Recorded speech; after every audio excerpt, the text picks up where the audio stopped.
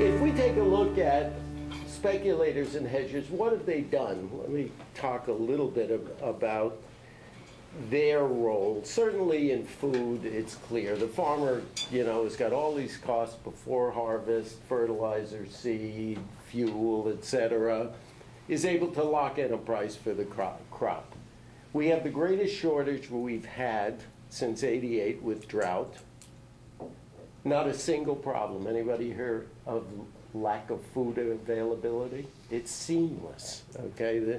The whole agricultural system of North America, which does feed a lot of the world, has really performed impeccably during this period.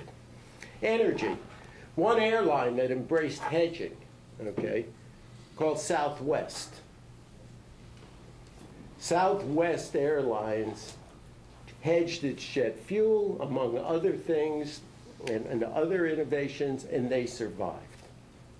American United went bankrupt. Very important lesson here, and that is a decision not to hedge is a de facto decision to speculate. So while these guys who hedge and manage their risks are looked badly, but United or American or all the other companies that never hedge their exposure are looked like as the bad guys. But in fact, they were speculating. They weren't hedging. They didn't want to manage their price risk, and that's what got them into trouble. If we take a look at housing, there was something called a Ginnie Mae, which I'm sure you've covered in finance. It's a mortgage-backed security. It came about in the 1970. Basically in 1970, California, where I taught at the time, was an undeveloped country, okay? It had a charge, or it gave out 1% higher rates on deposit than the East Coast savings banks.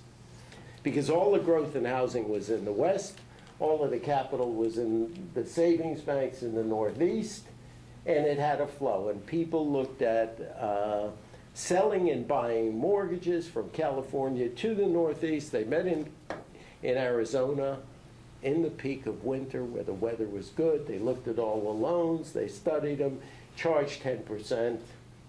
Maybe it got down to 5 or 3%. And the Ginnie Maes ultimately narrowed from 2 points bid when they started. They were 98 bid at 100.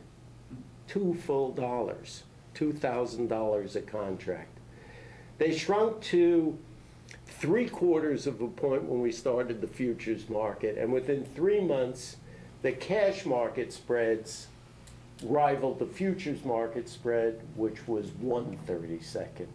The narrowing of that spread over 30 years is the equivalent of $6,000 less in payments that a homeowner had to make.